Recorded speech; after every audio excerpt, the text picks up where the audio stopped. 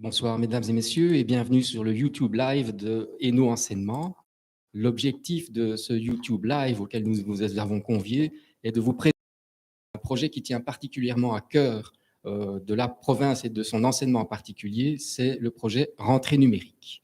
Si vous êtes parmi nous ce soir, c'est parce que vous êtes concernés d'une façon ou d'une autre par des opérations qui vont se déclencher dans les semaines qui viennent au niveau de l'établissement de votre enfant ou au niveau de votre établissement si vous êtes un élève ou si vous êtes un enseignant d'un établissement concerné par le projet, par la première vague de ce projet.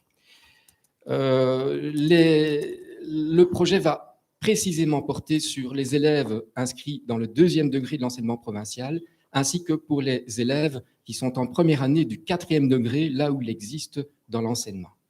Alors, c'est un travail d'équipe auquel nous convions ce soir, et d'ailleurs, on va aussi vraisemblablement vous demander de contribuer, donc de participer.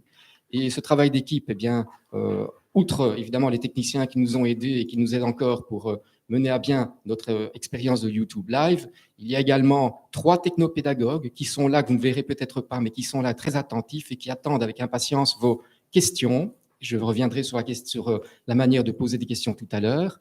Et nous avons également 3 invités.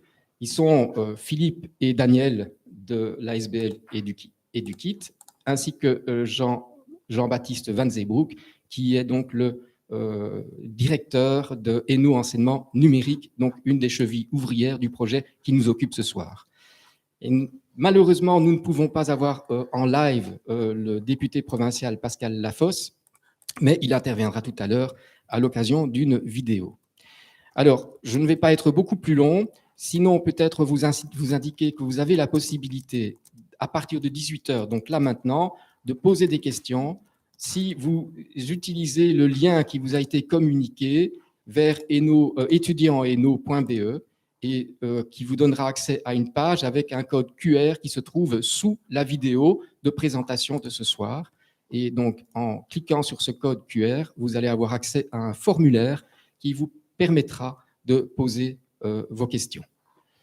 Alors, à ce stade-ci, je propose que sans plus attendre, nous entendions Monsieur Pascal Lafosse, qui est le député provincial en charge de l'enseignement obligatoire à la province de Hainaut. Quelle était la genèse de ce projet ?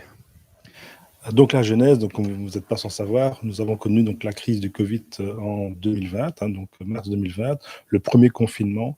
Et donc à partir de là, on s'est dit que ce n'était pas possible de continuer un enseignement tel qu'on le connaissait avant, puisqu'on se rendait compte que de fait qu'on ne savait plus être en présentiel avec les élèves, il a fallu à un moment donné s'organiser différemment.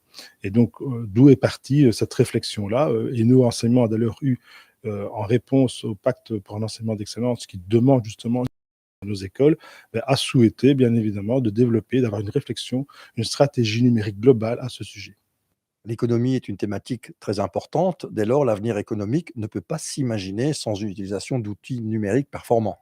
Tout à fait. D'ailleurs, nos élèves doivent pouvoir maîtriser l'outil numérique. C'est important pour leur avenir professionnel et dans ce cadre-là, bien évidemment, c'était important de pouvoir aussi avoir cette réflexion. Le collège provincial a pris ses responsabilités en développant une stratégie numérique. Tout à fait. Donc, c'est en juin 2020 que le collège a décidé d'un plan stratégique numérique global pour l'ensemble de ses écoles au niveau de la province du Hainaut. Qui dit stratégie, dit aussi plan de développement décliné en 3 axes. Tout à fait. Donc, il fallait évidemment penser à former à l'utilisation de cet outil, donc à former nos élèves et nos professeurs dans ce cadre-là. Il fallait aussi, bien évidemment, équiper l'ensemble de nos écoles de connexion suffisantes, des bandes passantes suffisantes que pour pouvoir accepter ce nouveau matériel. Donc, il fallait aussi avoir une réflexion sur comment pouvoir équiper nos élèves et nos professeurs. Et donc là, on a pensé à un système location-achat qui va être développé par la suite. Une stratégie comme celle-là demande des moyens puisqu'elle va s'appliquer à pas mal d'écoles provinciales. En effet, avec les premiers 3700 Chromebooks, nous allons équiper les 3e et 4e secondaires et les premières du 4e degré. Donc, c'est pour cette année-ci et l'année 2022. Et ensuite, on équipera bien évidemment les autres écoles et les autres degrés pour qu'en 2023, l'ensemble de nos étudiants, près de 16 000 élèves, comme je disais tout à l'heure, seront à ce moment-là équipés du numérique et de l'ordinateur Chromebook. Vision novatrice comme celle-là demande forcément un effort de part et d'autre. En effet, chers parents, j'espère que vous allez adhérer à cette politique de numérisation de notre enseignement qui va être très important pour l'avenir de nos enfants, de vos enfants, dans le cadre de leur parcours éducatif et aussi par la suite professionnel. On peut dire que la province de Hainaut, l'enseignement provincial est en avance. En effet, puisque nous faisons partie des 50 premières écoles qui vont être équipées d'un espace numérique performant, tant pour le matériel que pour aussi les connectivités au niveau des écoles. Qui dit projet d'envergure dit aussi partenariat. C'est le cas ici avec la SBL et EduKit. Oui, en effet, je tiens d'ailleurs tout particulièrement à remercier cette ASBL EduKit, sans qui on n'aurait pas pu développer cet outil numérique auprès de nos infrastructures, de nos écoles. D'ailleurs, il y a un projet pilote qu'ils ont mené à bien dans ce cadre-là sur l'école du futur de Soigny, qui est une école aussi provinciale. Et en fait, on ne fait qu'étendre ce processus-là à l'ensemble de nos institutions. En 2023, l'ensemble de nos établissements scolaires seront équipés, et donc ça veut dire que l'ensemble de nos élèves seront équipés d'un Chromebook. Eh bien, merci à monsieur le député qui nous a bien situé la problématique d'un point de vue politique. C'est bien le rôle, évidemment, du collège provincial qui, donc, effectivement, a opté pour une stratégie de transition numérique qui est basée sur l'utilisation des Chromebooks. Et pour vous faire découvrir le projet dans sa globalité, tant sur le plan technique que sur le plan d'organisation, je vais céder la parole à Philippe Van Offem, qui est donc administrateur de l'ASBL EduKit. Merci Alain. Voilà déjà une introduction qui a été faite par le député Monsieur Lafosse. Alors c'est vrai que chez EduKit, on est actif depuis plus de 2 ans à mettre en place du digital dans les écoles et aider les enseignants à faire ce pas vers le digital. Et on a ici ce qui vous est présenté à l'écran, les 5 ingrédients majeurs qui font qu'un projet numérique dans une école puisse être un succès, ce qui est l'objectif de tout le monde ici évidemment autour de la table, mais chez vous également probablement. Et le premier objectif et le premier ingrédient important, c'est qu'il y ait une vision très claire sur qu'est-ce qu'on veut faire du numérique au niveau de l'école. Une vision claire qui soit partagée par la direction, mais aussi par les enseignants, et qui soit claire aussi au niveau des élèves et des parents. Et la vision que nous proposons chez EduKit, c'est de voir le numérique comme étant un outil, c'est-à-dire que l'ordinateur que chaque élève va avoir dans son cartable, c'est un outil au même titre que sa latte, que son bic, que son atlas, et c'est un outil que les enseignants vont pouvoir mobiliser quand ils estiment que ça a du sens, et qui restera dans le cartable quand on n'en a pas besoin. C'est un outil qui sera utilisé aussi bien à l'école qu'à la maison. Ça, c'est la vision qu'on propose. Ensuite, le deuxième ingrédient fondamental, c'est qu'il faut qu'il y ait un engagement de la direction et qu'on ait eu l'adhésion de toute son équipe de direction. Troisièmement, important, et ce seront les chevilles ouvrières du projet, ce sont les enseignants. Et les enseignants, eux aussi, la motivation de se lancer dans le projet. Et ici, on peut vous garantir que les retours qu'on a eu des enseignants dans toutes les écoles de la province sont excellents. Et donc, il y a une envie d'aller vers l'intégration de ce numérique en classe. Et le dernier point, tout aussi important que les 4 autres, c'est un plan de mise en œuvre qui soit très concret et qui permette aux enseignants de pouvoir passer d'étape en étape dans l'intégration de ce digital en classe par un accompagnement, mais on va expliquer ça de manière beaucoup précise dans quelques minutes. Quand tous ces ingrédients sont au vert, le projet se passe très bien et c'est un succès. Et donc, c'est nous, ASBL EduKit, mon équipe et les technopédagogues de la province, qui allons faire en sorte que ça reste effectivement au vert. Donc effectivement, le projet Rentrée numérique, c'est un projet à 3 dimensions. La première de ces dimensions, c'est l'accompagnement des enseignants. C'est pour nous un élément essentiel. Je crois que tous autour de vos ordinateurs qui vous nous écoutez, vous comprenez bien qu'il ne suffit pas d'avoir des machines. Il faut que les enseignants soient aidés pour voir comment tirer le meilleur profit de cet outil numérique. Et vraiment, pendant 1 an, et on va vous expliquer un petit peu comment on fonctionne, on travaille de façon intensive avec l'ensemble des enseignants des écoles. Pour nous, ça, c'est vraiment une première dimension très importante, mais on est convaincu que ça ne suffit pas. Il faut aussi que chaque élève dispose d'une machine, et donc ça, c'est vraiment la dimension de l'équipement, et qu'il puisse mobiliser cette machine, l'utiliser aussi simplement qu'il utilise un livre ou une latte ou un crayon. Voilà, ça, c'est donc la deuxième dimension de la rentrée numérique. Et la troisième, c'est d'avoir une plateforme de communication qui permette de s'assurer que les élèves soient bien conscients et toutes les informations nécessaires concernant les cours et les travaux qui leur sont demandés, et que les enseignants puissent récupérer tous les travaux qu'ils ont demandés aux élèves et pouvoir leur donner un maximum de retours au travers de cet outil numérique. Et donc, quand on a vraiment ces 3 dimensions qui, pour nous, sont essentielles, qui doivent être mobilisées simultanément dans le projet, eh bien, on a un projet qui fonctionne bien, un projet qui, aujourd'hui, comme l'a dit M. Lafosse, va démarrer en 3e, 4e secondaire et progressivement s'étendre à l'ensemble des élèves. Alors, première dimension de cette rentrée numérique, c'est l'accompagnement des enseignants. Vous le disiez, pendant 12 mois, eh bien, de façon régulière, nos technopédagogues, à la fois d'Edukit et de la province, 3 jours par mois en moyenne, pour travailler avec les enseignants. Donc, nos technopédagogues sont formés pour travailler avec chaque enseignant en fonction de sa discipline, en fonction de ses compétences numériques, pour pouvoir avoir l'accompagnement qui est le plus adéquat. Et je me rappelle les premiers accompagnements qu'on a fait, c'était avec le premier qui est venu, c'était un enseignant en menuiserie, et lui cherchait à avoir une solution pour faire des plans avec ses élèves, puisque effectivement, dans la vie aujourd'hui, on utilise le numérique pour ce genre de choses. Et puis on avait une prof de maths qui cherchait à avoir des solutions pour faire de la remédiation pour ses élèves qui étaient en décrochage. Et puis on avait une prof de langue qui voulait utiliser la vidéo pour que ses élèves s'expriment. Alors on pourrait avoir une liste très très longue d'exemples, mais chaque fois le numérique est bien au service des apprentissages. Voilà, ça c'est donc la première dimension, et je vais repasser la main à Philippe pour la deuxième dimension de la rentrée numérique. Alors la deuxième dimension, c'est le matériel. Alors quand on a démarré ce projet en 2019, on a fait un peu l'état des lieux de qu'est-ce qui existait comme matériel dans les écoles et comment le digital était déjà utilisé. Donc ça n'a pas démarré hier, évidemment, et on se rend compte qu'il y avait 3 modèles qui étaient actifs.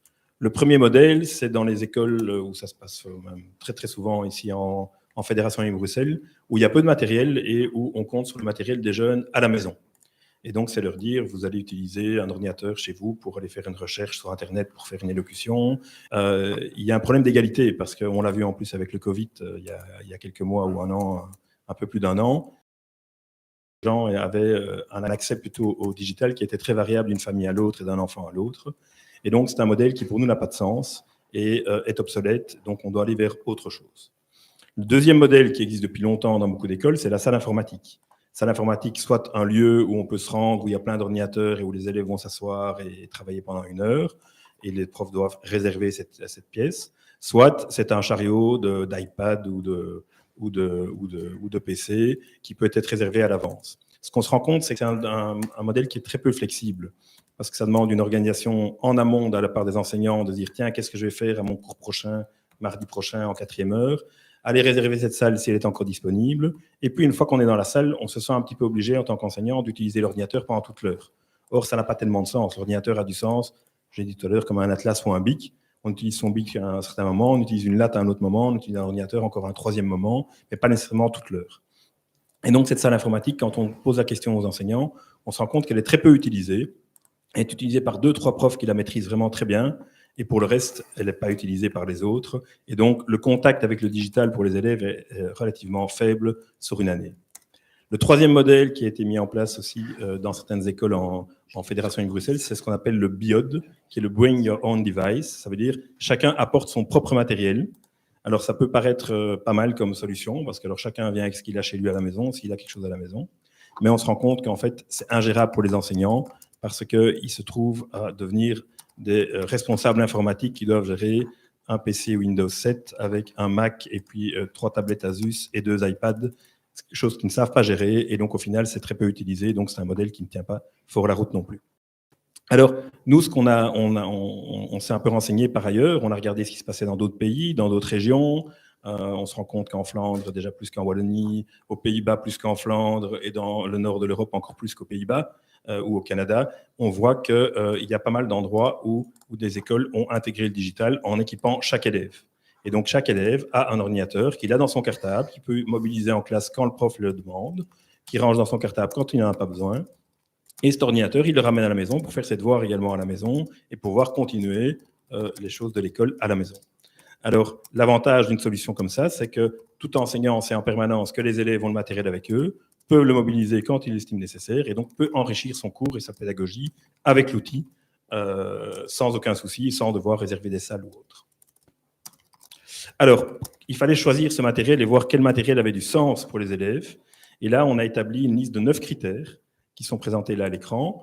Le premier critère et le second sont relatifs au budget. Il fallait trouver, parce qu'en Fédération en ligne Bruxelles, dans le deuxième point, dont le coût de maintenance soit le plus faible également. Pourquoi? Parce que dans n'importe quelle organisation où il y a un grand parc informatique de plusieurs centaines de machines, que ce soit une administration, que ce soit une entreprise, on se rend compte qu'il y a souvent une équipe de 3, 4, 5 personnes à temps plein pour gérer ce parc, ce qui n'existe pas dans les écoles. Donc on devait trouver un matériel qui soit le plus léger possible en termes de composants électroniques et qui nécessite le moins de travail possible dans l'école. Et pour ça, on va avoir du matériel qui travaille sous forme de terminal et qui travaille dans ce qu'on appelle le cloud ou le nuage, c'est-à-dire que l'ensemble des données, l'ensemble des programmes tournent sur des serveurs qui sont à distance, raison pour laquelle on a besoin d'un bon Wi-Fi. Et ces serveurs sont, eux, gérés par des professionnels qui ont des entreprises, qui ont des centaines, voire parfois même plus de 1000, soit ingénieurs, soit informaticiens, pour gérer cette plateforme et faire en sorte que ça tourne. Et donc, toute cette problématique de gestion et de maintenance est transposée de l'école vers ses prestataires techniques. Troisièmement, il fallait un clavier. On est dans les années supérieures du secondaire. Ils ont pas mal de production écrite. Donc, imaginez une tablette sans clavier, ça n'a pas de sens. Il fallait un clavier intégré. Il faut du matériel qui soit solide. Ça veut dire que s'il tombe, il n'est pas directement cassé. Si on renverse un peu d'eau dessus, elle n'est pas directement mise à la casse, loin de là.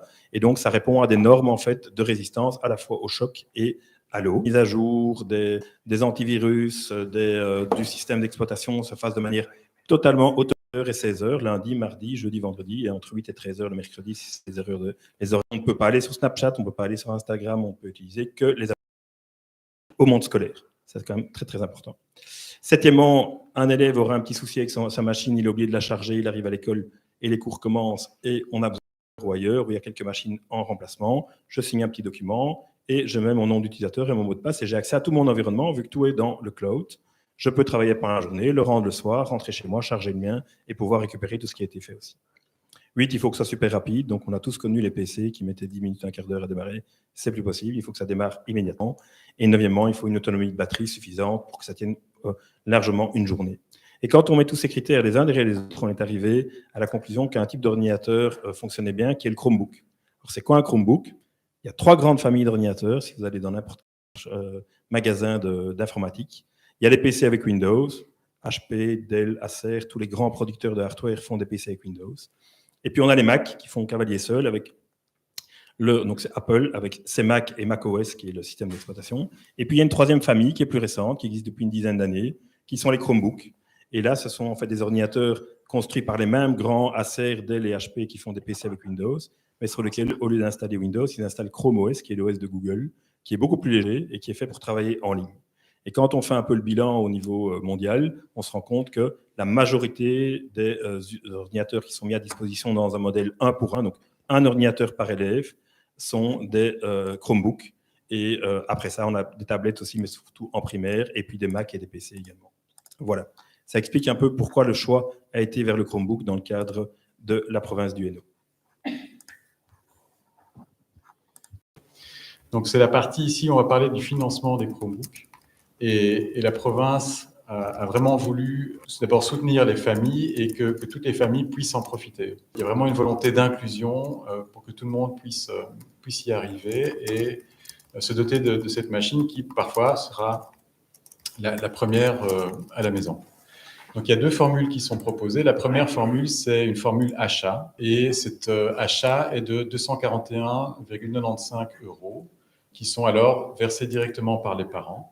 Quand la province a fait le marché pour acheter ces Chromebooks, elle a décidé, avec la Fédération Wallonie-Bruxelles, de mettre 85 €. Ça veut dire que plus du quart de la machine est financée en fait par les pouvoirs publics. Ça, c'est une option. Et la deuxième option, c'est une option de location achat.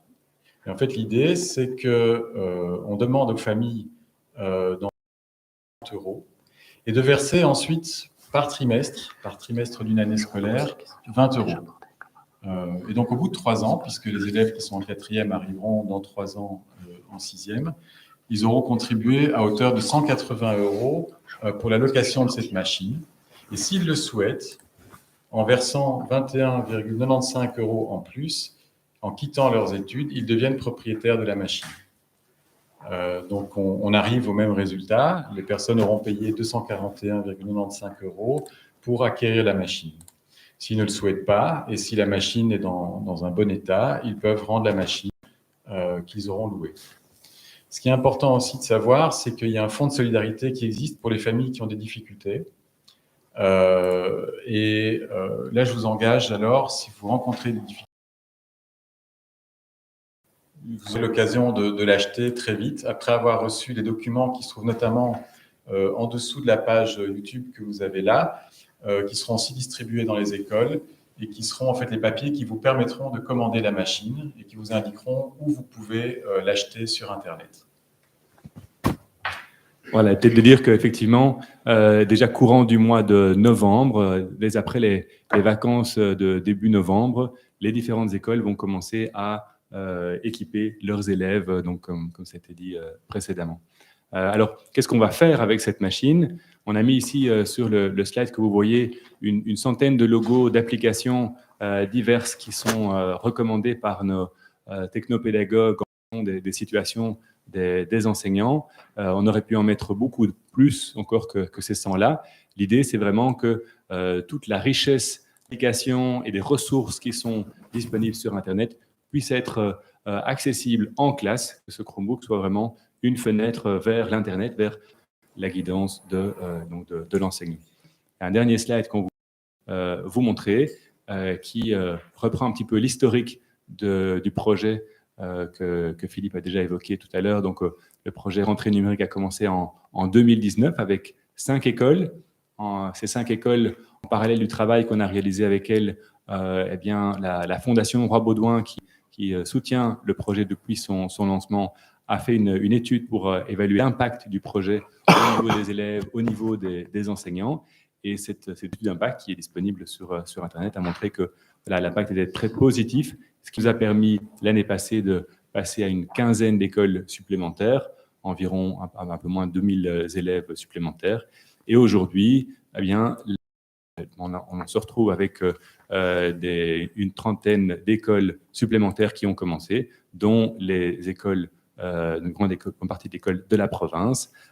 L'idée étant bien sûr de pouvoir progressivement permettre à toutes les écoles qui le souhaitent d'aller vers ce modèle rentrée numérique et bénéficier des enseignements qu'on a pu tirer de ces différentes phases pilotes. Mais comme l'a dit M. Lafosse tout à l'heure, les écoles de la province à ce niveau sont vraiment encore parmi les pionnières dans cette intégration numérique au service des apprentissages, au service du développement des compétences numériques des élèves et du plaisir d'apprendre que cet outil peut procurer dans le cadre de l'école. Voilà, on a présenté différentes dimensions. Je vais peut-être repasser le micro à Alain. Comme je le disais tout à l'heure, donc restez avec nous. Nous allons maintenant nous tourner vers les questions qui ont été posées ce soir. Et donc, pour cela, je crois que c'est Cédric qui peut nous faire peut-être un premier tour de questions posées et nous essaierons d'y répondre le plus précisément possible. Oui, bonsoir. Donc, je vais poser toute une série de questions qui ont déjà été partiellement ou même totalement répondues, donc qui concernent le prix de l'allocation ou de l'achat des Chromebooks. Qu'est-ce qui va se passer pour les familles qui ont plus de difficultés? Je vais la lier justement avec qu'en est-il de la garantie des Chromebooks et pourquoi donc utiliser ce système-là alors que certaines personnes disent qu'on peut trouver un Chromebook moins cher dans le commerce? D'abord, pour répondre à la dernière question sur le Chromebook qui est moins cher dans le commerce, vous n'aurez pas en fait la même qualité de Chromebook, ni le même type de Chromebook si vous l'achetez moins cher. Et ensuite, vous avez la chance d'avoir ici une machine qui a à la fois 3 ans de garantie, qui a une maintenance, et surtout, en fait, on s'assure que ces Chromebooks sont gérés par l'école. Ça veut dire qu'elles sont gérées par la plateforme de l'école et pendant le temps de la scolarité, le temps scolaire, ça veut dire le matin 8h30 et le soir, jusqu'au soir 16h, en fait, ces Chromebooks sont autorisés à faire certaines choses et pas d'autres. C'est bien un outil pour l'école et donc on est dans une logique de gestion de la machine et d'autorisation de tâches qui sont autorisées par par la machine et par l'élève. Et pour ces raisons-là, cette machine doit être gérée par nous, et donc il faut que ce soit ce modèle-là. Après, la qualité de ces machines qui pourraient être moins chères dans le commerce, d'expérience, en fait, dès que vous augmentez le coût, dès que vous demandez en plus une garantie de 3 ans, le prix explose. Donc ça, c'est pour répondre à la question du pourquoi pas notre machine. La deuxième chose, c'est qu'on doit pouvoir gérer la machine. Et donc, on a une licence de gestion spécifique qui nous permet justement de contrôler ce à quoi les élèves ont accès durant la journée. L'autre question du financement, c'était la garantie, je crois. La garantie, c'est important parce que il faut pouvoir être certain qu'en cas de perte, de vol, de départ, l'argent que la province aura avancé pour acquérir le Chromebook sera garanti. Et donc, c'est bien le but de cet usage. La troisième question. Oui, c'était lié à ça, donc le financement, la location. Donc, rajouter deux, trois petites choses que Jean-Baptiste a géré toute la partie appel d'offres et il est du coup un petit peu timide pour vous dire qu'en fait, la province a vraiment choisi une très, très belle machine qui, au niveau fonctionnel, est très, très riche. C'est-à-dire que c'est une machine qui a un écran touch, qui est réversible, donc qui se transforme également en tablette. Et donc, également, comme il l'a dit, il y a dans ce prix non seulement les garanties,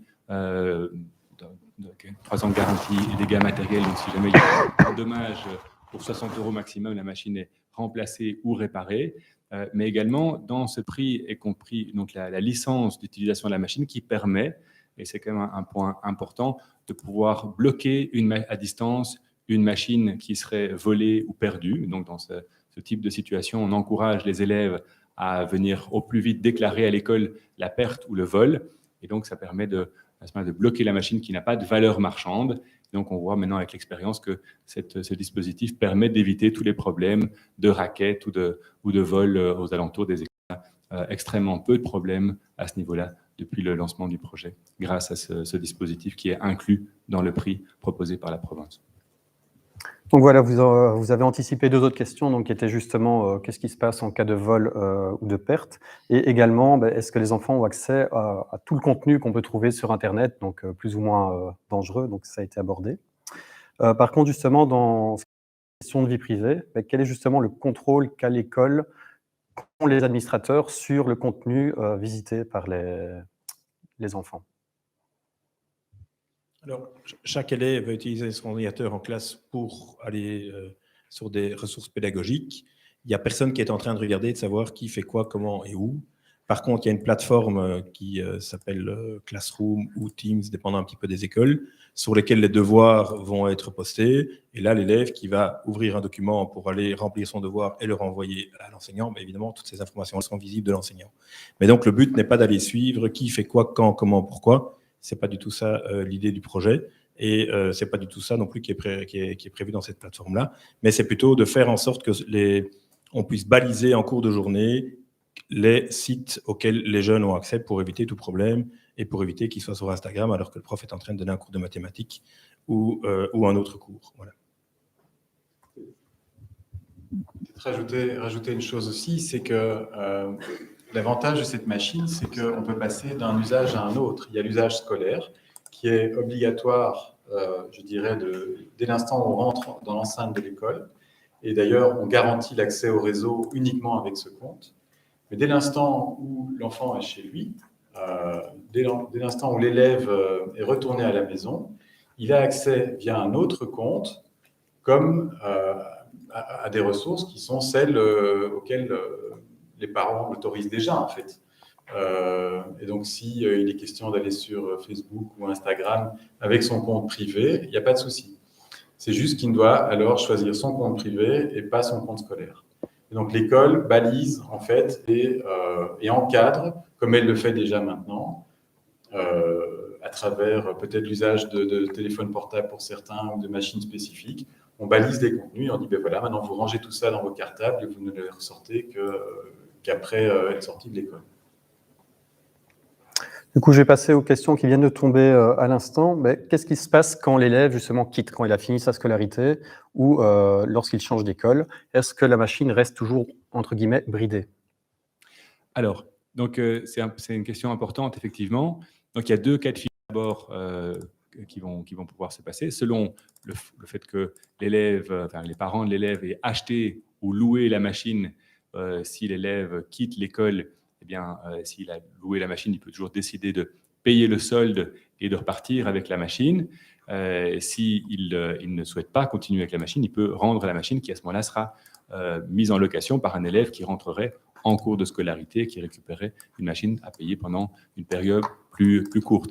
Il est évident que, concernant le compte sur lequel sont enregistrées toutes les données de l'utilisateur, eh bien, il va pouvoir, l'élève, le copier dans un environnement privé, et la machine, s'il décide de l'acheter, elle sera débridée. Il n'y aura plus de contraintes qui y seront associées. C'est bien l'idée d'avoir une machine qui appartient à l'élève au terme de sa location, ou si jamais il quitte l'enseignement provincial.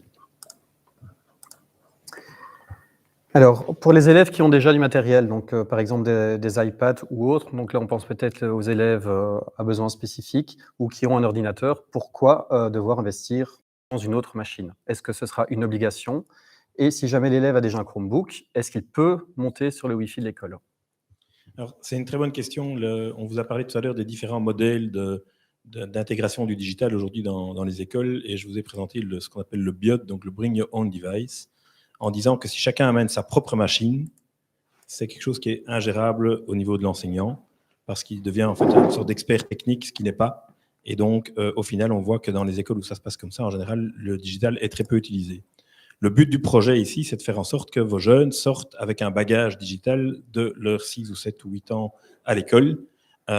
Et donc, pour ça, que ce soit utilisé en classe. Donc, on doit mettre toutes les chances de notre côté et de leur côté pour que le matériel qui soit mis à leur disposition soit un matériel qui soit réellement utilisé.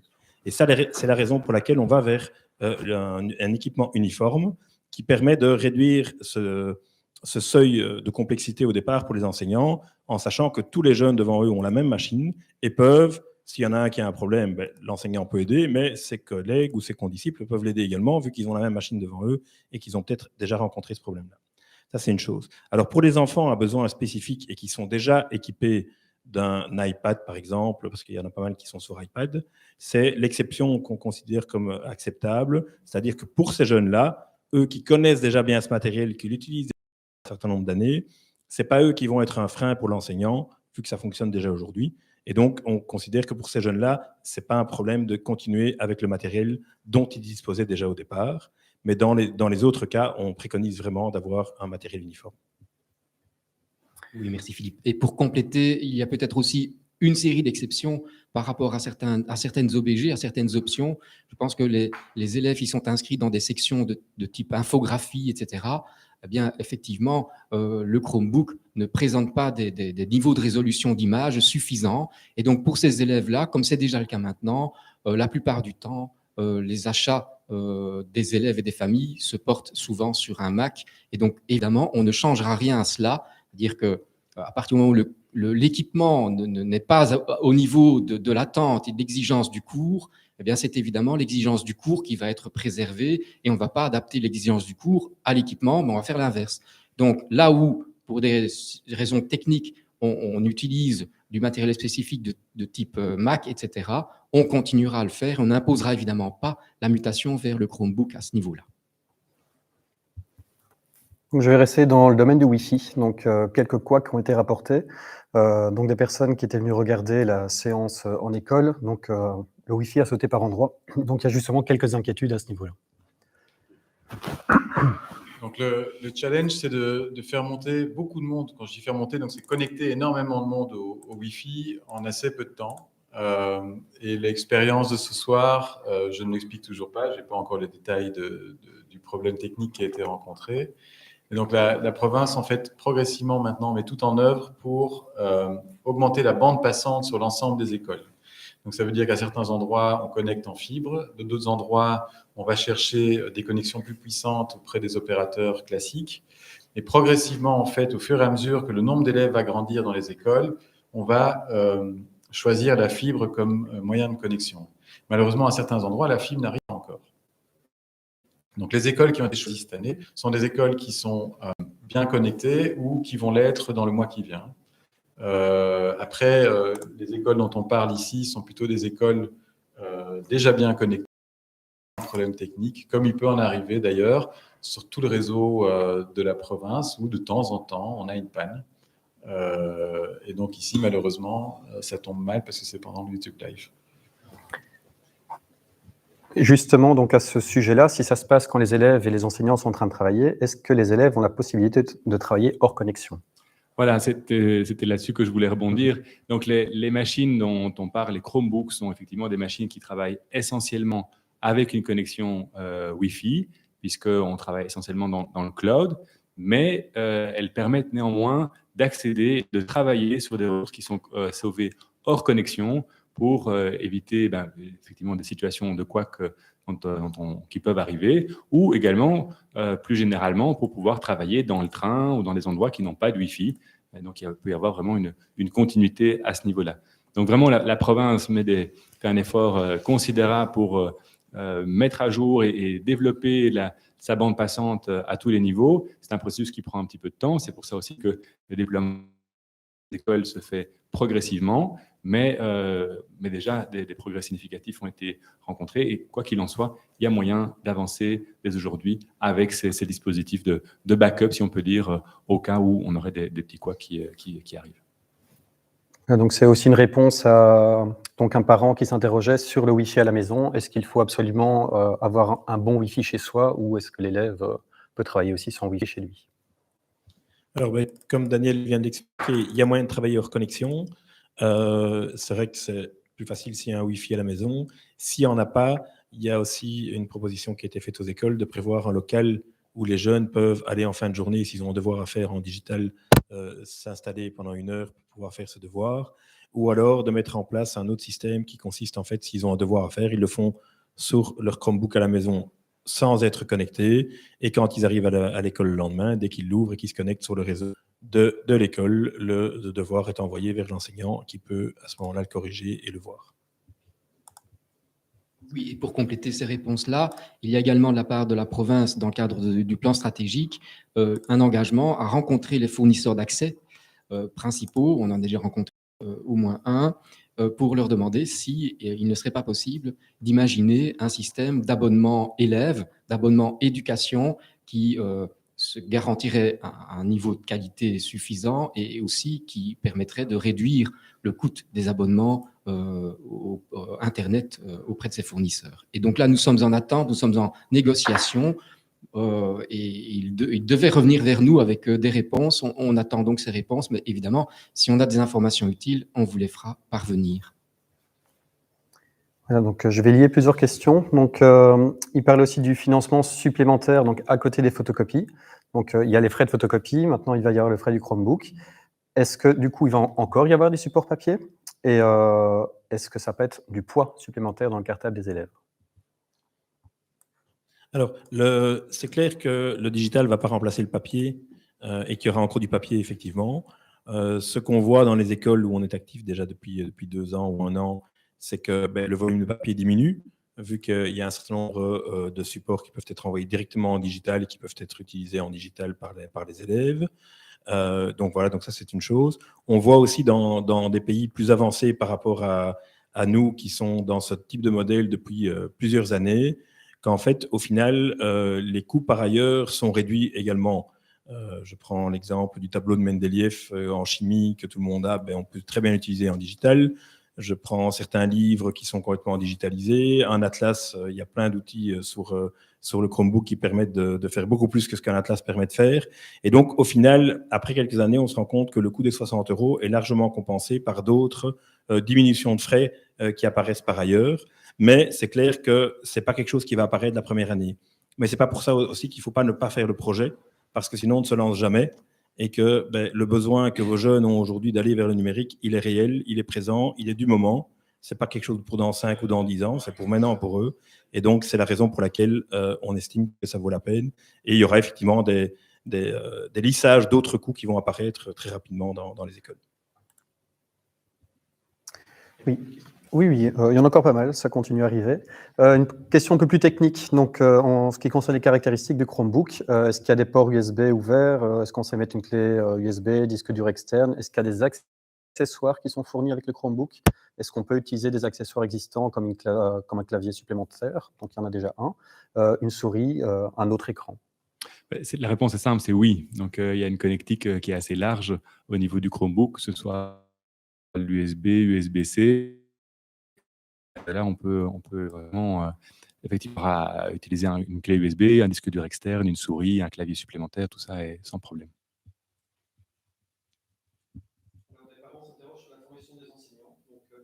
Et est-ce que les enseignants seront capables justement de suivre les élèves? Alors, quand on a lancé le projet, on a rencontré une Canadienne à qui on rend hommage aujourd'hui parce qu'elle nous a beaucoup aidé à avancer sur le projet. Et elle nous disait, quand on discutait avec elle, que pour que les enseignants tirent la pleine mesure de l'outil numérique, quand ils n'ont pas l'habitude de le faire, il faut compter 3 ans, parfois jusqu'à 5 ans. Ce qui ne veut pas dire que pendant ces années, ils ne font pas des choses très utiles, mais c'est un processus qui est progressif. Et je pense à tous les élèves qui nous écoutent aujourd'hui, c'est important de se rendre compte que c'est un cadeau que font les enseignants de la province, d'accepter quelque part de quitter leurs habitudes et leur manière de fonctionner pour sortir de leur zone de confort et se risquer à intégrer progressivement des séquences numériques.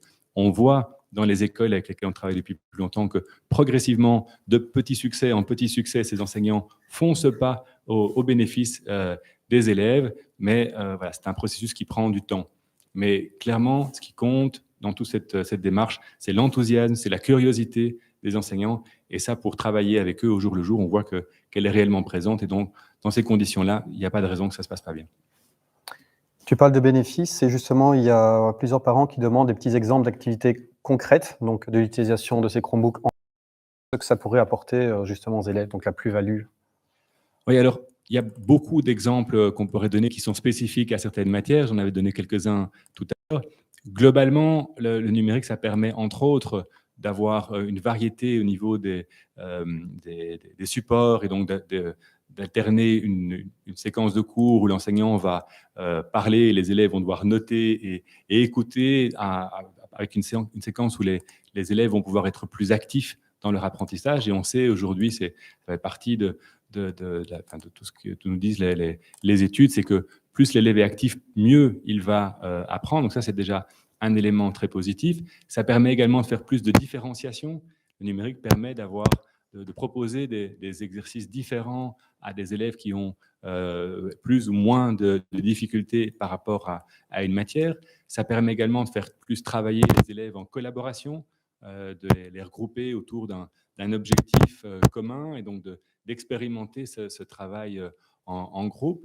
Ça permet de dynamiser les apprentissages. Un des éléments qui ressort de l'étude que la Fondation Rebaudouin a réalisée, c'est que les élèves se sentent plus engagés dans leurs apprentissages quand ils ont l'occasion, à côté d'autres supports également, d'utiliser le numérique. Donc ça, ce sont quelques exemples génériques. Et puis vraiment, matière par matière, il y a un grand nombre d'applications. Et pour le moment, on n'a pas encore trouvé de matière où le numérique ne pouvait pas avoir du sens, y compris en éducation physique, y compris dans des matières techniques.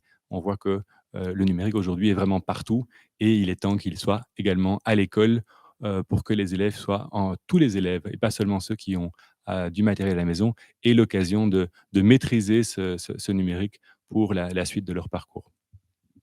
Donc, tu m'orientes vers deux questions. Donc, la première, c'est des personnes trouvent le projet intéressant et se demandent pourquoi, justement, il n'est pas généralisé à toutes les classes, mais uniquement au 2e degré. C'est une très bonne question. Et l'objectif de la province, c'est de le généraliser à toutes les classes. Mais comme tout projet, il faut y aller étape par étape. Et donc, si la province décide aujourd'hui d'équiper les 19 000 élèves, 16 000, les 16 000 élèves, ouais, j'ai fait un peu trop grand, en un coup, bientôt 19 000, je prends note, ce serait en fait un risque énorme parce que c'est tout changer en un coup dans tous les niveaux et autres. Nous, depuis 2 ans, on a démarré chaque fois une année, donc on démarrait en 3e et puis en 4e et autres.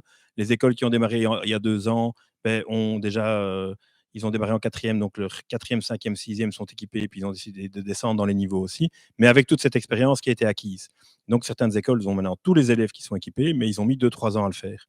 Et donc c'est vraiment ce qu'on préconise pour les écoles de la province aussi, c'est d'y aller par étapes. Alors, c'est clair que tout le monde aimerait bien que tout le monde puisse, ou tout élève puisse y avoir accès aujourd'hui. Ce serait le monde idéal, mais faisons-le proprement et ça permettra d'avoir un succès et non pas d'avoir un projet qui est en fait au final inaccessible et qui va arriver à un échec. Elle concernait l'éducation aux médias. Donc, comment veiller à ce que les enfants ne soient pas sollicités H24 par le corps enseignant, donc le soir, le week-end. Donc, on connaît tous ces dérives du mail dans le travail, avec les mails qui arrivent tard le soir. Donc, comment ça va se passer pour les élèves? Mais ça, c'est une question d'organisation au sein de l'école. Il y a une charte qui va être signée aussi parce que le problème se pose dans les deux sens. Ce n'est pas que les profs vers les élèves, c'est aussi les élèves vers les profs. De mettre en place un certain nombre de balises qui font que ce fonctionnement sera acceptable par tous. Et ce n'est pas parce qu'il y a un message qui arrive à 20h le soir qu'on doit le traiter à 20h. Il y a des possibilités dans tous ces outils de gestion de classe qui sont mis en place dans le cadre du projet, de dire, ben voilà, j'envoie un devoir, mais moi, je ne suis pas tout le monde. Il y aura des petits couacs, il y aura des coups de tournevis à donner à gauche et à droite. C'est normal, il n'y a aucun projet qui se place sans couac, mais c'est le but, avec le temps, d'avoir quelque chose qui soit le plus fluide possible pour tout le monde. Et cette charte sera appelée à être adaptée au fur et à mesure. Et donc, si on voit qu'il y a un abus dans un sens ou dans un autre, ben, l'école prendra des mesures pour que ça puisse être résolu. Alors, j'ai un parent qui s'inquiète sur la protection de la vie privée et des données du fait de travailler avec Google. Et un autre qui demande pourquoi travailler justement avec Google et pas une plateforme style Smart School ou autre. Alors, c'est une très bonne question et c'est une question qu'on s'est tous posée au début aussi, Daniel et moi, très fort.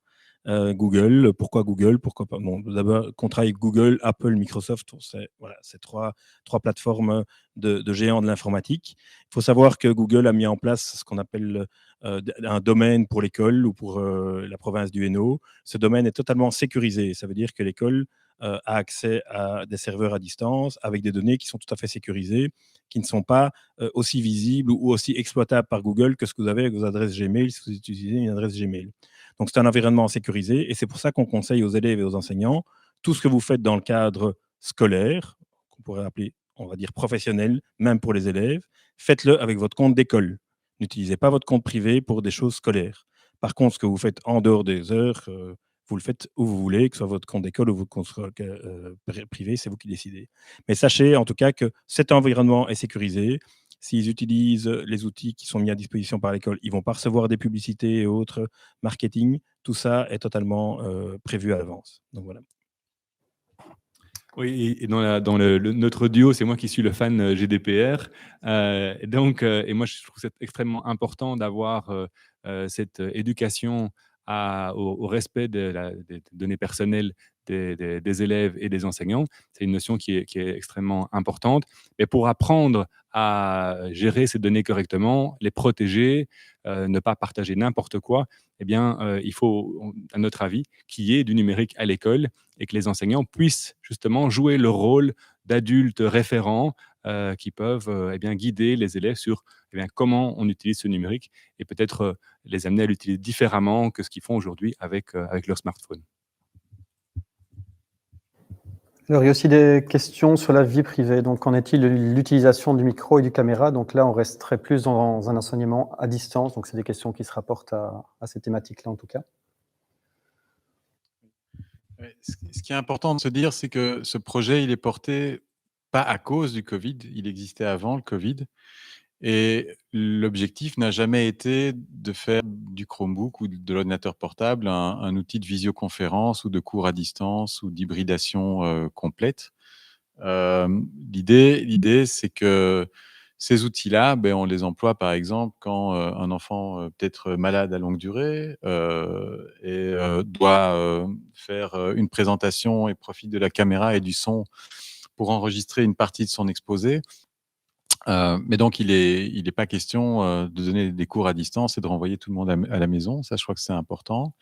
Et quant à la maîtrise des outils film et micro, en fait, la plateforme sécurisée qu'on a chez Google, en fait, garantit que ces machines sont employées proprement. Donc, il y a en tout et pour tout 2 administrateurs qui ont des droits étendus sur la plateforme. Ni les directions, ni les référents numériques des écoles n'ont accès à toute une série de données. Et donc, la garantie de la vie privée, je dirais, elle est fournie par cet environnement, justement, de plateforme. Alors, il y a une demande de communication entre l'école et les parents, entre les professeurs et les parents via un environnement numérique de travail. Donc, est-ce que c'est lié à ce projet aussi ou pas? Alors, le projet d'environnement numérique de travail, c'est un projet qui préexiste en fait à celui qui est mis en place maintenant et qui demande les mêmes infrastructures, c'est-à-dire du Wi-Fi, un outil pour chaque élève. Et donc, ce projet-ci arrive à point nommé. Maintenant, nos ressources sont ce qu'elles sont, et donc on accompagne d'abord ce projet-ci, et puis très vite arrivera l'environnement numérique de travail et la plateforme de communication avec les parents. Donc d'abord place à ce projet-ci, et puis suite au suivant par après. Il y a des questions concernant l'autonomie de la batterie. Style s'il n'est pas chargé. Alors, l'autonomie de la batterie, elle est excellente. Le cahier des charges de la province prévoyait qu'il soit de plus de 8 heures. Je crois qu'en pratique, elle est plutôt de l'ordre de 10 heures, donc 10 heures d'utilisation continue. Comme on vous l'a dit, l'objectif n'est pas du tout que les machines soient utilisées en continu, mais bien en complément d'autres supports pédagogiques.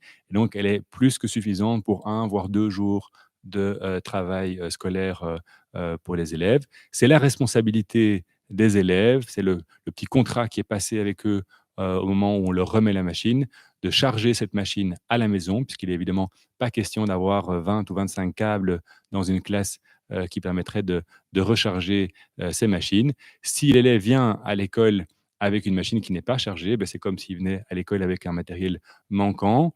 L'école a la possibilité de mettre à disposition de ses élèves une machine de remplacement pendant la journée, moyennant le fait de passer à l'accueil ou chez les éducateurs, de façon à ce que les apprentissages ne soient pas interrompus, mais c'est vraiment la responsabilité de l'élève d'amener tout son matériel pédagogique avec lui, en ce compris un Chromebook chargé. Donc, il y a encore quelques craintes concernant le passage au tout numérique, donc ce qui n'est pas le cas.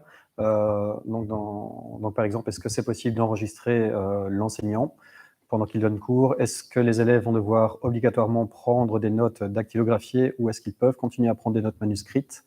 Voilà. Alors, le but du projet, c'est de ne pas aller vers le tout numérique. Ça doit être très, très, très bien compris par tout le monde. Donc, je disais tout à l'heure qu'un outil parmi d'autres, c'est l'Atlas. Il n'y a aucun prof de géographie qui demande à ses élèves d'être dans l'Atlas pendant tout le cours de géographie. Ça n'aurait aucun intérêt, ce ne serait pas intéressant. Et voilà. Ici, c'est exactement la même chose. C'est un outil, et donc c'est bien ça le premier élément que j'ai abordé tout à l'heure, c'est la vision. C'est un outil qu'on va utiliser en plus de tous les autres outils pédagogiques qui existent déjà aujourd'hui et qui fonctionnent bien, dont l'écriture. Donc, ils vont continuer à écrire sur papier, ils vont continuer à faire des évaluations sur papier. Donc, il n'est pas du tout question. Et si, imaginons qu'on arrive dans une solution où au final, ils font tout en digital, on s'est planté, c'est un projet, c'est un échec. Donc, ça doit vraiment être quelque chose qui doit être très clair pour tous les parents. C'est que c'est vraiment pas l'objectif de mettre le digital partout, mais c'est de le mettre quand il a du sens et quand il apporte vraiment une plus-value pour les élèves et pour les enseignants, et donc qui leur permet d'aller un cran plus loin dans leur pédagogie, ce qui a du sens pour tout le monde. Alors, il y a une question qui est très intéressante justement concernant le Wi-Fi. Donc, si un enfant va dans un bâtiment de la bibliothèque de Charleroi, vu que c'est un bâtiment provincial, est-ce qu'il pourra bénéficier également du Wi-Fi? Oui, il pourra bénéficier du Wi-Fi pendant les heures scolaires. Donc, s'il décide d'aller à la bibliothèque en dehors des heures scolaires avec son compte scolaire, là, ce sera plus compliqué. Il devra plutôt se connecter avec son compte privé et demander un accès réseau spécifique comme la bibliothèque pourra lui donner. Mais donc là, ce serait comme dans n'importe quelle bibliothèque, en fait, il pourra y avoir accès. Il y a encore des demandes d'exemples concrets, donc d'outils intégrés pour les élèves à besoins spécifiques, donc les élèves avec des troubles 10. Alors, c'est compliqué de donner une liste ici exhaustive. Ce qu'on constate, c'est que il y a toute une série d'élèves avec des problèmes dyslexie, dyscalculie, dysorthographie, dyspraxie, qui sont pris en charge déjà dès la fin des primaires, souvent au début des années secondaires. Ces élèves-là qui souvent sont donc équipés de leur propre matériel, on en a parlé, ils vont continuer à utiliser leurs outils et leurs logiciels et matériels qu'ils connaissent bien, qu'ils maîtrisent bien. Mais on voit aussi, c'est quelque chose qui nous est souvent remonté par les enseignants, qu'il y a toute une série d'élèves qui sont un petit peu limites, qui ont des problèmes et qui n'ont pas envie d'aller vers un équipement par peur du regard des autres, etc., par peur d'être différents. Et là, le fait d'avoir tous les élèves qui sont équipés en une fois, ça permet à ces élèves de bénéficier de façon plus acceptable d'aide, par exemple, grâce au fait d'avoir des polices qui automatiquement s'adaptent, avoir une lecture avec un focus particulier sur certaines zones de texte, avec des outils de dictée ou de lecture de texte. Donc, il y a vraiment énormément d'outils, entre autres sur le Chromebook. C'est bien sûr pas le seul outil sur lequel ça existe, mais qui s'adapte donc à ces différentes problématiques. Mais vraiment, le bénéfice principal dans ces situations-là, c'est de pouvoir vraiment couvrir les élèves qui vont pouvoir bénéficier de ce soutien. Donc là, une question peut-être un peu plus pour Jean-Baptiste. Donc, est-ce que les élèves auront toujours accès à Word, Excel, Adobe, les antivirus et autres applications ou logiciels gratuitement? Donc, la province de Hainaut procure à ses élèves du secondaire accès à la suite, évidemment, Google, à la suite Microsoft, comme par le passé. Ça ne change pas, c'est toujours présent. Pour les logiciels Adobe, il y a des logiciels gratuits et ceux-là, il n'y a pas de souci. Dès l'instant où on va rentrer dans des logiciels beaucoup plus pointus, comme Alain en parlait tout à l'heure, à propos des outils graphiques qui demandent des grosses performances processeurs, etc. Généralement, les écoles sont équipées et c'est dans ce cadre-là que le travail se fait. Mais oui, bien sûr, l'offre logicielle reste la même, et en fait, elle est largement étendue parce qu'avec la campagne, on va dire, de formation qui est en cours auprès des enseignants, ils découvrent de plus en plus de nouveaux et donc de nouveaux logiciels. Il y a un parent qui voudrait des éclaircissements sur le principe de solidarité. Donc, il n'a pas bien compris comment cela fonctionnait. Alors, la Fédération Wallonie-Bruxelles a mis en place, dans une circulaire qui est sortie en janvier dernier, en janvier 2021, tout le système de cofinancement avec une partie qui est prise en charge par les parents, une partie prise en charge par la Fédération Bruxelles, et vous avez de la chance en plus, une partie prise en charge par la province, c'est pas la même chose partout. Mais également de mettre en place un mécanisme de solidarité, c'est-à-dire que chaque école aura accès à une manne financière, une poche financière pour acquérir du matériel qu'elle pourra mettre à disposition des jeunes qui ne pourraient pas financièrement payer la machine.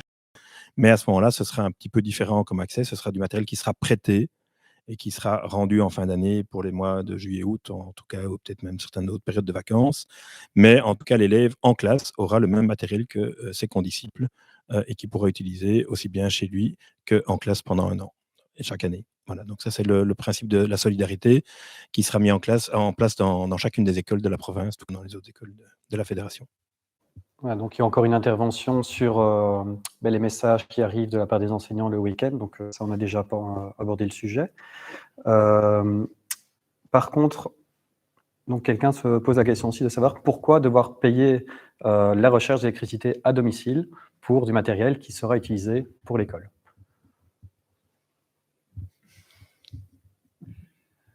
Ouais, je pense qu'il faut rester à mesurer dans la consommation d'électricité. L'idée n'est pas pour la province de reporter cette charge si tant est qu'elle serait significative, mais ce qui n'est pas le cas avec le type de consommation qu'un Chromebook va avoir. Mais comme on l'a expliqué, d'éviter d'avoir 25 câbles en classe qui rendrait tout à fait impossible le fait de circuler de façon sécurisée dans le local. Donc là, c'est vraiment cette perspective-là qui est celle qui explique ça. Ça consomme comme un smartphone, grosso modo, c'est les mêmes types de prises que certains portables. Donc voilà, les élèves en général à charger leur smartphone à la maison, on leur demande de charger également leur Chromebook pour pouvoir l'utiliser à côté d'autres matériels pédagogiques certaines heures pendant la journée. J'ai posé cette question-ci avant de l'oublier, donc justement, c'est dans la logique. L'empreinte écologique de ce projet n'a pas été abordée. Oui, alors je passerai la parole à Jean-Baptiste tout de suite. C'est une question avec Philippe qui nous a beaucoup intéressé. On vous encourage à aller voir une étude qui a été faite par Greenpeace, qui s'appelle Click Clean, qui est faite tous les 2 ans auprès des principaux fournisseurs numériques mondiaux numérique. Greenpeace a défini une série de recommandations pour ces grands fournisseurs pour essayer de minimiser l'impact carbone du numérique et puis classe ces grands fournisseurs comme des machines à laver avec des lettres A, B, C, D, E, F.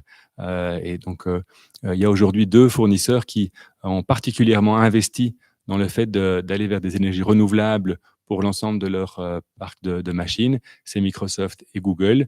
Voilà, je pense que ça ne résout pas 100% le problème, mais c'est important d'avoir cette conscientisation et cette pression sur ces grands fournisseurs pour s'assurer que cette empreinte soit la plus faible possible. Alors, ça n'empêche pas le fait que la machine en elle-même, le hardware en lui-même nécessite du matériel et des composants qui du coup, génèrent une empreinte carbone. Mais la question se pose, savoir est-ce qu'on veut que nos jeunes sortent avec un bagage numérique pour pouvoir se développer, être pleinement acteurs du monde dans lequel ils vont être, ou est-ce que pour des raisons écologiques, on les prive justement de ce matériel pédagogique-là, ce matériel numérique-là qui a une finalité pédagogique, ou bien est-ce qu'on fait mieux peut-être alors de restreindre d'autres utilisations du numérique plus ludiques. Mais voilà, il nous semble que cette utilisation professionnelle, pédagogique du numérique, elle a vraiment tout son sens dans le cadre du développement des jeunes et dans le cadre vraiment de la mission de l'école. Ce qui est important aussi, c'est, bon, donc ici on commence avec les 4e. Ces machines vont les accompagner après. En fait, dans le cahier des charges qui a présidé au marché, on a demandé à ce que la machine soit mise à jour pendant au moins 8 ans. Donc ça veut dire que le support du logiciel est assuré par Google pour 8 ans. La machine est garantie 3 ans. C'est une machine qui est durcie, costaude, donc on pense que c'est pas un outil jetable, comme peuvent l'être certains téléphones portables, par exemple, ou des machines plus fragiles qui ont une obsolescence programmée. Ici, la force de cette machine, c'est qu'elle dure, elle a 8 ans de mise à jour, mais ça veut dire que comme elle va chercher toutes ses ressources sur le net, elle continue à être pertinente. Donc, de ce point de vue-là, elle est durable. L'autre chose, c'est qu'on a rajouté une clause environnementale dans le marché, qui est pour l'instant très faible. Je crois qu'on n'aurait pas atteint tout de suite le niveau qu'on aurait voulu. Mais progressivement, en fait, nos marchés publics vont prendre cette dimension environnementale en compte, mais de plus en plus forte, et avec, à terme, une nécessité ou une obligation de pouvoir recycler l'outil. Donc pour l'instant, on a une proposition sur les machines qui sont là pour pouvoir les mettre en refurb et donc les réemployer au bout d'un certain temps. Et donc à terme, on aimerait que ces machines soient complètement recyclables ou complètement recyclées ou remises même au sein de l'école une fois qu'elles sont employées un certain temps par les élèves. Donc justement, si des parents, par conviction, par raison idéologique ou autre, ne veulent pas du tout de cette machine, est-ce que c'est une obligation ?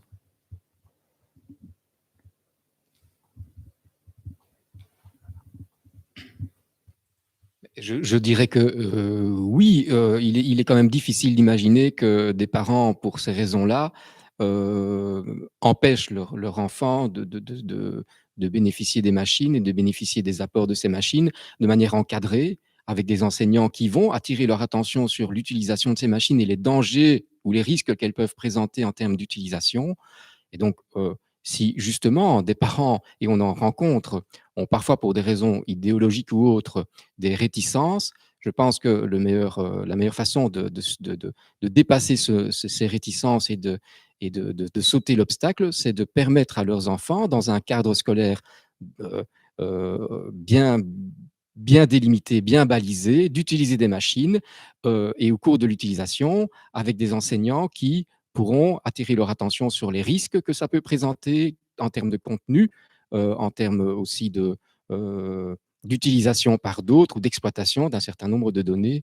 Et donc, il me semble qu'à la limite, si les parents qui sont idéologiquement opposés devraient peut-être se dire que s'il y a bien un endroit où on peut mieux armer les élèves et les enfants à utiliser correctement, de manière raisonnable et critique, ce genre d'outils, c'est bien l'école. C'est bien d'ailleurs, à la limite, le fondement même de l'école. Il me semble qu'il vaut mieux faire ce choix-là plutôt qu'un choix qui consisterait à refuser ces machines. De toute façon, les rattraperont lorsqu'ils se retrouveront dans la vie professionnelle dans le futur.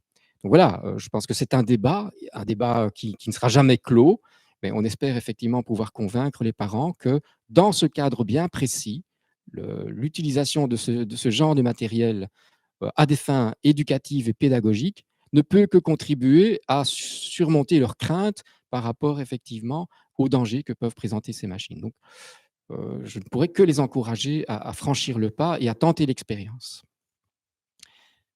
Oui, donc justement, pour rester dans le même domaine, un parent demande, donc on a parlé de la formation des enseignants tout à l'heure, mais est-ce que les élèves seront formés à l'utilisation, et pas seulement à l'éducation média, donc à l'utilisation concrète du Chromebook? Alors oui, effectivement, donc quand ils vont recevoir leur Chromebook, déjà, il y aura la remise se fera par petits groupes de 4-5 élèves avec un technopédagogue ou un référent numérique de l'école qui va leur présenter la machine, montrer en quoi c'est différent peut-être d'un PC s'ils sont déjà habitués à utiliser un PC ou un Mac. Et on va passer 1 heure, 20-25 minutes avec eux pour vraiment leur présenter comment ça fonctionne de manière très basique, qu'ils puissent, quand ils rentrent chez eux à la maison, se connecter sur le Wi-Fi de la maison, s'il y a un Wi-Fi à la maison, et qu'ils puissent aussi mettre leur compte privé s'ils veulent mettre leur compte privé. Ça, ce sera la première étape. Et puis très rapidement, dans les jours qui vont suivre la remise du matériel, il y aura une séance d'1 ou 2 heures en classe avec le technopédagogue qui suit l'école. Chaque classe, il y a toujours l'un ou une super ressource pour ses copains, du lot par ailleurs. Et donc, ça donne aussi la place à ces jeunes de pouvoir aider leurs copains en classe ou leurs copines à utiliser ce matériel de la manière la plus efficace possible. Et souvent, ils deviennent même aussi des exemples profs en disant ah, monsieur, ceci, on peut faire plus facilement en faisant ça, ça, ça et ça. Et donc, il y a une très bonne dynamique qui se crée dans la classe grâce à ce petit outil quand il est utilisé. Une question beaucoup plus pratique, donc en cas d'absence d'un élève, est-ce que justement l'outil permettra à l'élève de se remettre plus facilement en ordre, d'avoir des explications, des compléments d'information des enseignants ou de continuer à recevoir ses devoirs? Exactement. Donc, l'outil permet, comme tout à l'heure Jean-Baptiste l'a expliqué, le but du projet, c'est pas l'hybridation, c'est pas le distanciel. Mais effectivement, si on revient vers du distanciel, et on espère que ce sera jamais le cas, mais ça pourrait peut-être un jour revenir, peut-être pas cette année, peut-être dans 5 ans, dans 10 ans, je n'en sais rien. Ben évidemment, les écoles qui étaient dans notre modèle déjà depuis 1 an ou 2 ont franchi ce distanciel avec beaucoup plus de simplicité que les autres, vu que les élèves étaient équipés, qu'ils étaient formés, qu'ils savaient comment utiliser le matériel et que les enseignants avaient tous les outils en main pour pouvoir l'utiliser à distance aussi. Donc voilà, et donc effectivement, pour des jeunes qui sont malades, c'est effectivement une très bonne solution. Question donc tout à fait logique vu l'enseignement qu'on propose. Donc il y a beaucoup de réorientation en D2 et au D3, donc au 2e et au 3e degré. Mais est-ce que justement le Chromebook sera suffisant si l'enfant choisit par exemple une option informatique, artistique au 3e degré?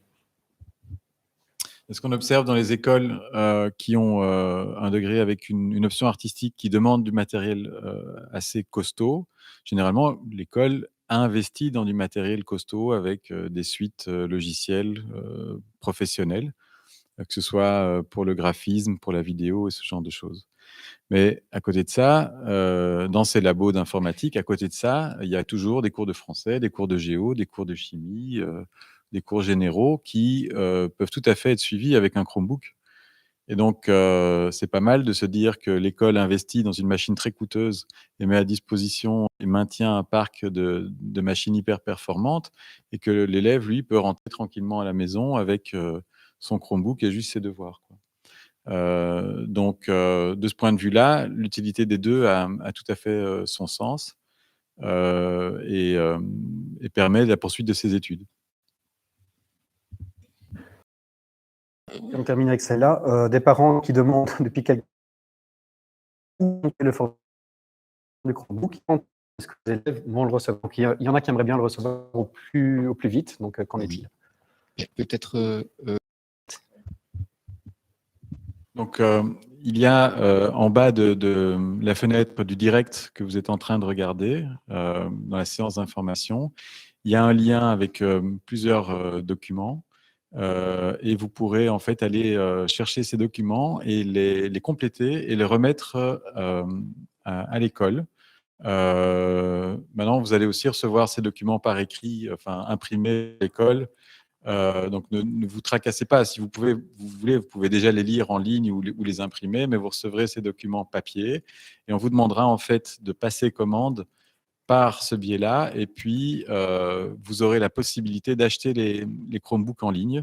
Ils seront livrés à l'école et ils ne seront pas donnés comme ça aux élèves, mais il y aura bien un accompagnement avec chaque élève qui recevra une explication de comment marche le Chromebook, comment on l'utilise et comment on le ramène à la maison. Voilà, bien d'abord, merci parce que je pense que le panel des questions était tout à fait intéressante et merci donc de votre attention. Et merci messieurs d'y avoir répondu le plus précisément possible. J'espère vraiment que nous pourrons aider nos élèves et vos enfants à franchir le cap et à réussir au mieux la transition numérique qui me semble être quelque chose d'incontournable, quoi qu'on en pense par ailleurs. Je pense qu'il nous faut, par rapport à ces questions-là, rester très critique, rester très, très lucide, mais il faut aussi pouvoir s'engager, il faut aussi pouvoir, quelque part, mettre nos jeunes en situation pour qu'ils puissent devenir des citoyens à part entière dans une société du XXIe siècle, où les compétences numériques seront évidemment tout à fait incontournables. Voilà, il me reste à vous remercier en vous précisant peut-être qu'on essaiera de vous faire réagir via un WooClap ou une autre application dans un deuxième temps. On voit un peu avec la technique comment il sera possible de vous faire réagir. Et sachez aussi que nous avons répondu à un maximum de questions, mais si vous avez d'autres questions qui vous viennent à l'esprit dans les jours ou les heures qui viennent, n'hésitez pas, vous pouvez les renvoyer vers les adresses sur lesquelles vous avez déjà envoyé vos questions de ce soir et nous essaierons, comme l'a dit Jean-Baptiste, de constituer une foire aux questions qui vous donnera le maximum de réponses. Et donc, à ce stade-ci, il me semble que nous pouvons conclure et remercier vraiment tout le monde et tous les techniciens pour cette soirée.